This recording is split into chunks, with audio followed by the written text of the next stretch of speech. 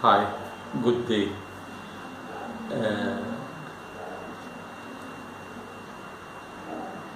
I have uploaded before many math problems,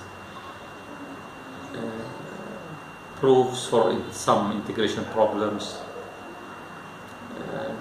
some dealing with the eigenvalue and eigenvectors, but I will leave math for some while, for some time, and deal with heat and thermodynamics, which is a subject not less valuable than maths, and I hope you be amused with it, because it's a very valuable branch in science, heat and thermodynamics. And I will start with the proof of the general law of gases, that is PV equals RT or nRT, or PV equals mRT. I started this proof, and next I will prove the relation between pressure and volume in the lesson before the first, after the first.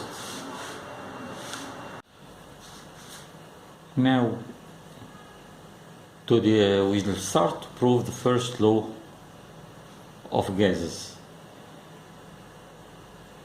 We'll use the traditional method of proportionality in physics to prove our law. Now here, the amount of mole reasonably is proportional to the product of P times V. That is, P times V is proportional to number of moles.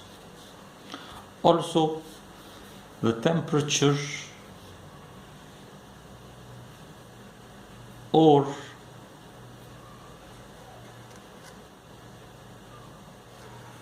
temperature is proportional to the pressure. The more the pressure, the more the temperature. And adding these two proportionality, we can say that P times V is proportional to N times T. To change this into a relation or equation, we say that we add a constant of proportionality.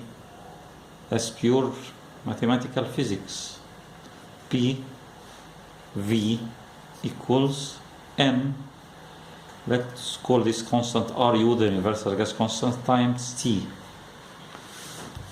That's right. Now, let's look at this relation. Here we'll deal with our units would be MKS system of units, meter kilogram second, where the pressure in pascals,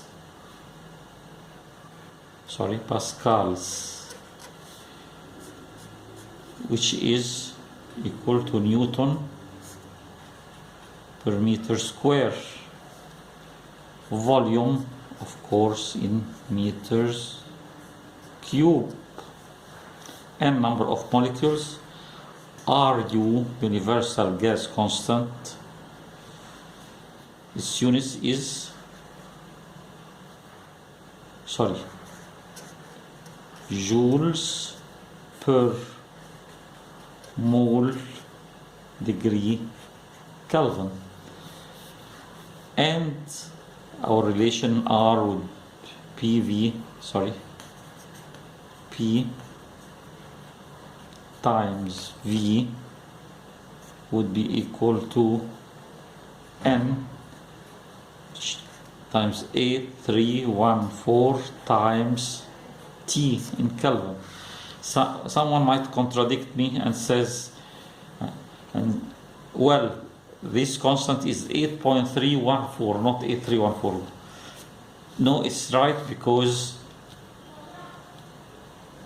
if you notice that our units is MKS system, meter kilogram second.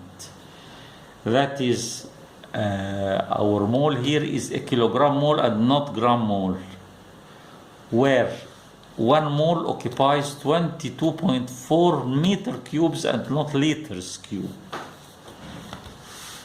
So here our relation is PV equals nRT, where n is number of moles, R universal gas constant. Now here we can say that supposing it is a fraction of molecules, let's say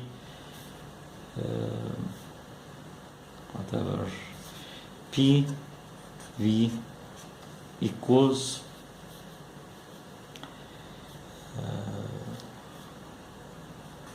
N times M times R times T. What is R here?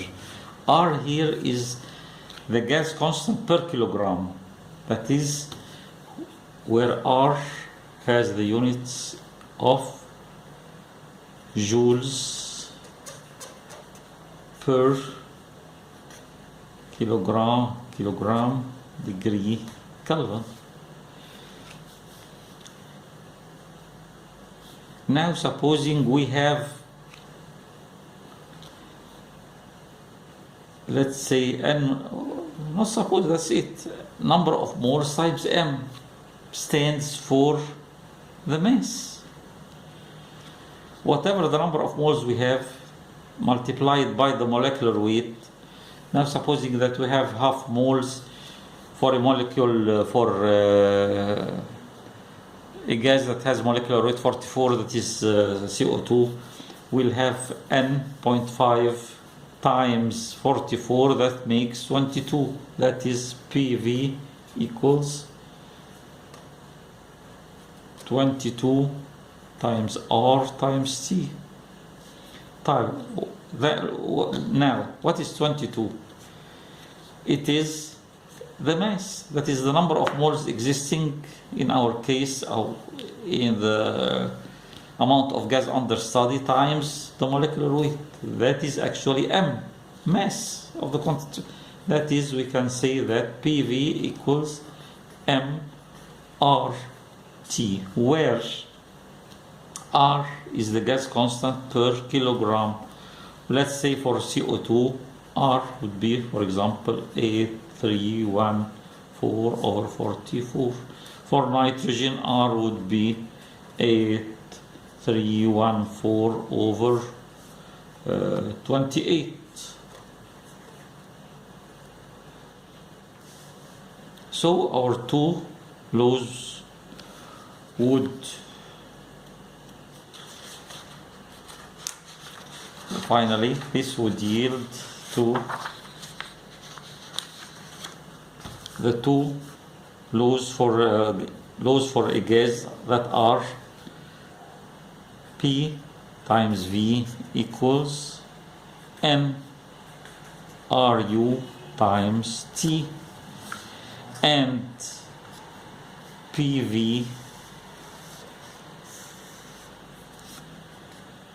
equals M R times T, where R equals RU over molecular weight. Let's say this, call this I and this double I. And that's enough for this lesson. I hope the next lesson we'll study the relation between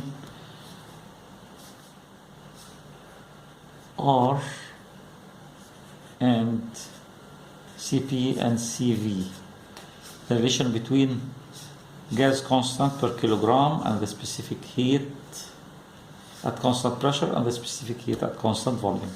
That's enough for today. Goodbye. I hope my proof and explanation was logical and understandable. Thank you. Goodbye.